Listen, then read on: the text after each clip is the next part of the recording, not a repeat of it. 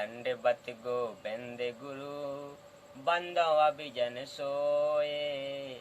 पहले भये प्रणाम तिन नमो जो आगे होए। गुरु को कीजे दंडवत कोटि कोटि प्रणाम। कीट न जाने ब्रंग को यो गुरु कर आप समान। सत साहिब।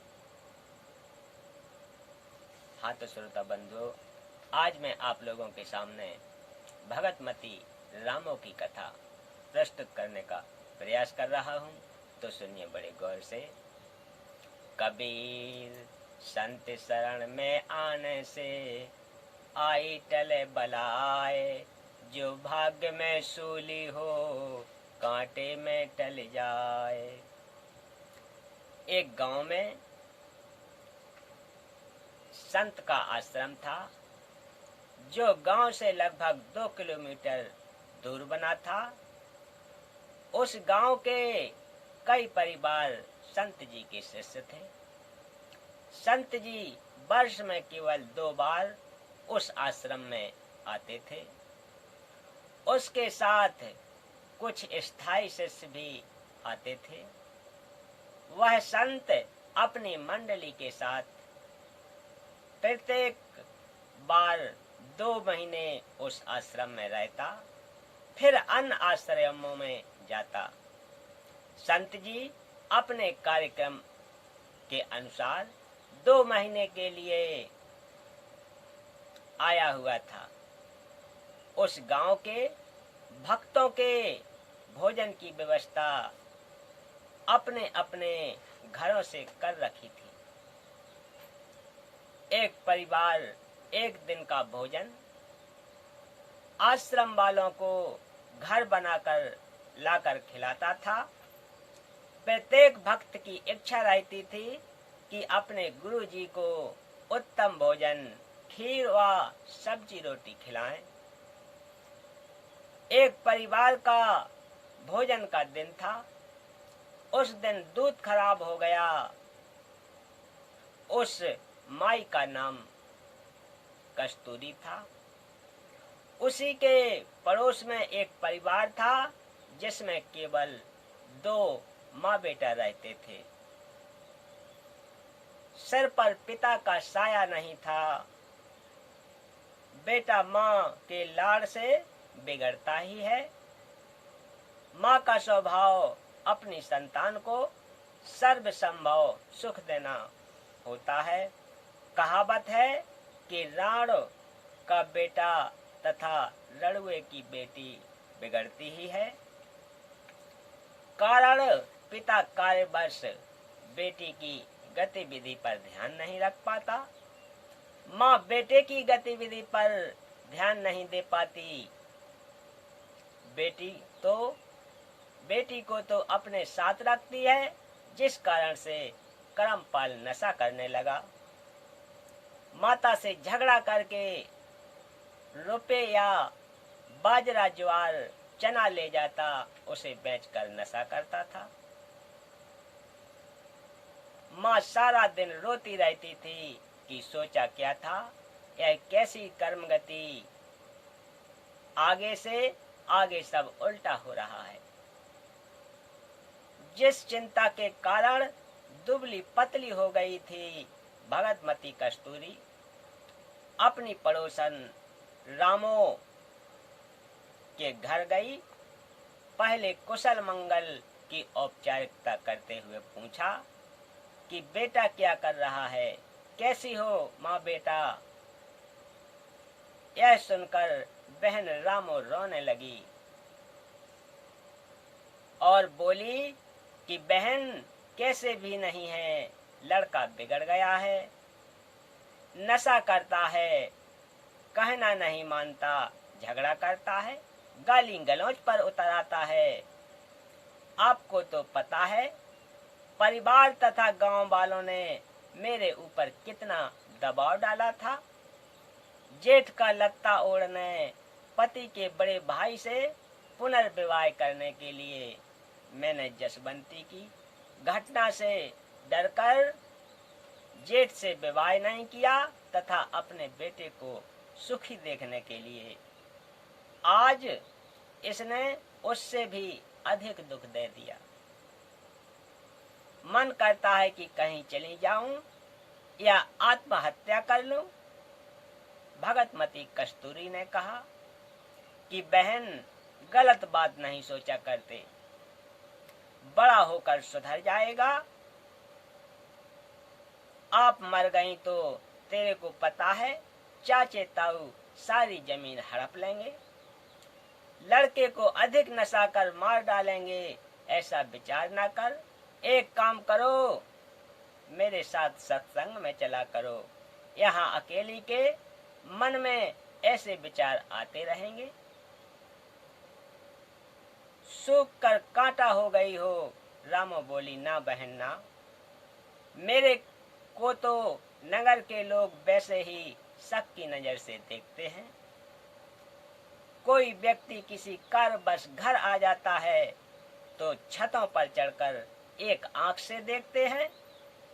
आपके तो सिर पर पति है, मैं सत्संग में चली गई तो जीना हराम कर देंगे। मुझे मरना ही पड़ेगा। बहन यूं बता, आज सुबह सुबह कैसे आना हुआ? कस्तूरी ने कहा कि बहन, आपको तो पता ही है कि हमारे गुरुजी आश्रम में ठहरे हैं। आज भोजन कराने की बारी मेरी है। बहन, खीर बनानी थी, दूध खराब हो गया। कुछ दूध उधारा दे दो, कल लौटा दूंगी। यह बात सुनकर बहन रामो में करंट सा आया तथा दूध निकालकर बाल्टी खूंटी से लटका रखी थी, उठकर सारा का सारा दूध कस्तूरी की बाल्टी में डाल दिया। कस्तूरी ने कहा कि बहन, कुछ तो रख ले। रामो बोली, बहन, ना जाने कौन से जन्म का पुण्य उदय हुआ है, मुझ निर्धन का दूध पुण्य में लगेगा। इस बहन, बस बहन ले जा, संत भक्तों को भोजन करा। कस्तूरी बहन आश्चर्यचकित थी कि सारा का सारा दूध तो मैं सत्संगी होते हुए भी नहीं दे सकती थी। किलो 2 किलो तो रखती। बहन रामो को तो सत्संग की आवश्यकता है। उस दिन तो कस्तूरी को समय नहीं मिला। अगले दिन के 11-12 बजे रामो के घर गई। गांव में 12 से 2 तक दिन का समय महिलाओं को बातें करने का मिल जाता है। 2 घंटे तक सत्संग की बातें जो गुरुजी से सुनी थी सारी बताएं।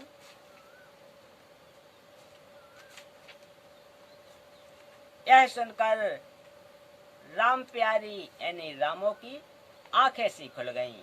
अगले दिन कस्तूरी के साथ सत्संग में गई और एक सत्संग सुनते ही दीक्षा ले ली। फिर दिन के भोजन की सेवा मांगी। सब परिवारों ने कहा कि बहन, हम आपकी सेवा नहीं छोड़ सकते, अपनी सेवा नहीं छोड़ सकते। गुरुजी अगली बार आएंगे तब तेरी बारी लगवा देंगे। भगतमती रामो को तो पल की भी चैन नहीं थी, रोने जैसा चेहरा कर लिया। उसी समय कस्तूरी बोली कि बहन, आगे जब मेरी बारी आएगी तो सुबह का भोजन मैं करा दूंगी, रात्रि का आप करा देना। रामो की खुशी का ठिकाना नहीं रहा। कहीं कहीं पैर टिके। बारी आने पर रात्रि का भोजन तैयार किया। खीर, हलवा, सब्जी, पूरी बनाए, परंतु लीला सतगुरु की। रामो को तेज बुखार हो गया। शरीर अंगार की तरह जलने लगा। एक कदम भी चलने की हिम्मत नहीं रही। उसी समय रामो का लड़का आ गया। बहन रामो ने कहा कि बेटा, आज मेरा एक काम कर दे, तेरा जिंदगी भर एहसान नहीं भूलूंगी। बेटा, मैंने गुरु बनाया है आज रात्रि का भंडारा। तेरी ताई भगतमती कस्तूरी की बारी है, बारी से मांग कर लिया है। बेटा देख, मेरे को तेज बुखार हो गया है, बदन आग की तरह जल रहा है, चलने की हिम्मत नहीं है। लड़का बोला कि मुझे समय नहीं है, मैं न जाऊं भोजन आश्रम में लेकर। माताजी, आप उस आश्रम में न जाया करो, मुझे आपके बारे में बहुत कुछ सुनना पड़ता है। यह सुनकर भगतमती रामो फूट फूट कर रोने लगी। लड़के को दया आई, परंतु झुंझला कर बोला, कहाँ है भोजन, दे आता हूँ। रामो बहन तुरंत उठी और सब भोजन दे दिया। लड़का उस भोजन को एक तसले में रखकर आश्रम में ले गया।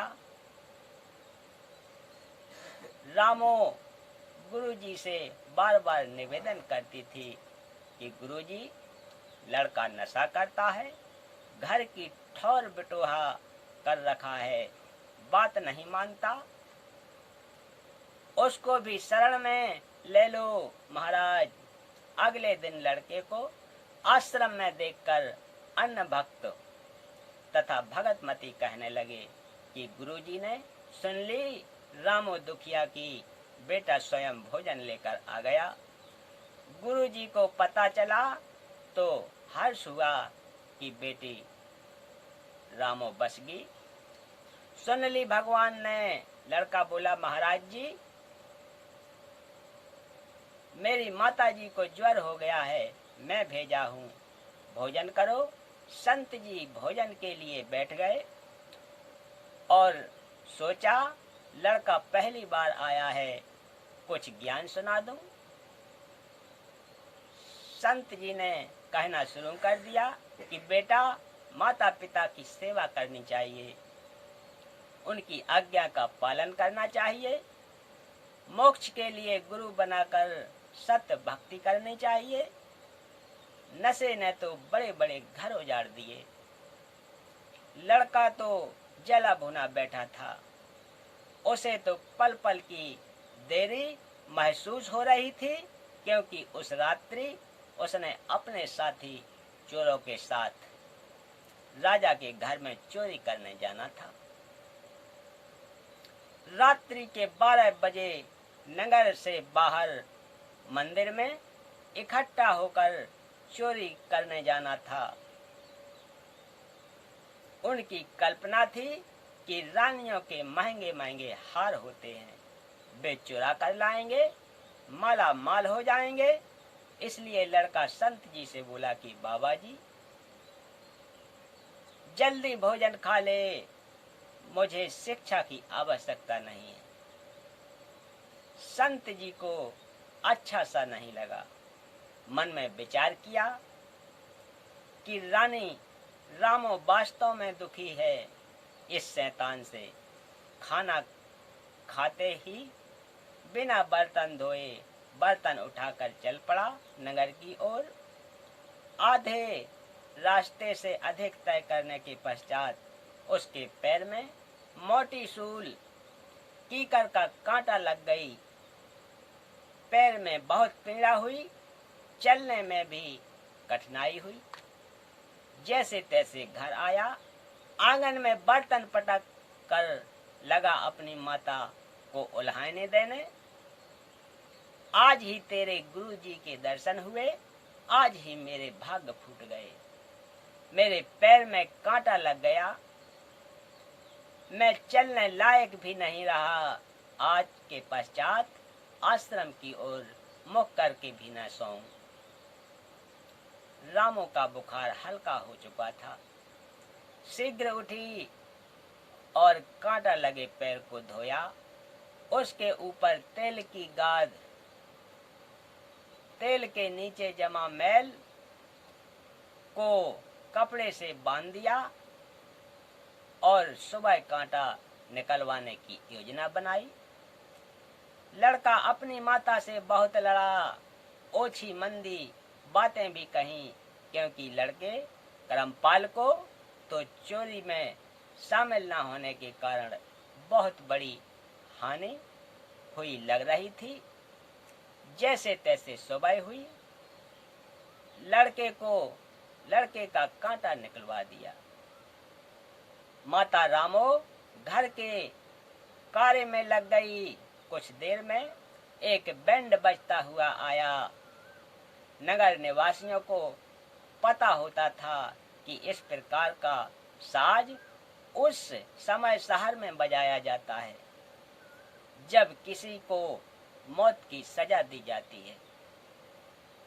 इसलिए प्रत्येक व्यक्ति अपने अपने घरों के बाहर खड़े हो जाते थे और जाना करते थे कि किसको किस कारण सूली तोड़ा जा रहा है।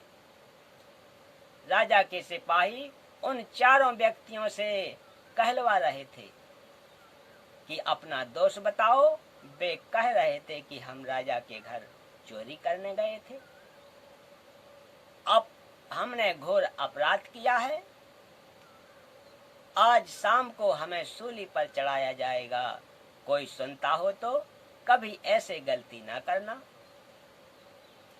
करमपाल को अपने साथी चोरों को पहचानते देर नहीं लगी और मांजरा भी समझ गया। रामो बोली कि ठीक हुआ, और करना चोरी, तुम्हें यही सजा चाहिए थी। करके खाया नहीं जाता। रामो अपने घर में चली गई। करमपाल द्वार पर भयभीत स्थिति में डरा डरा सा खड़ा रहा। फिर घर में जाकर जोर जोर से रोने लगा। रामो ने देखा कि करमपाल क्यों रो रहा है। पूछा कि बेटा क्या हो गया?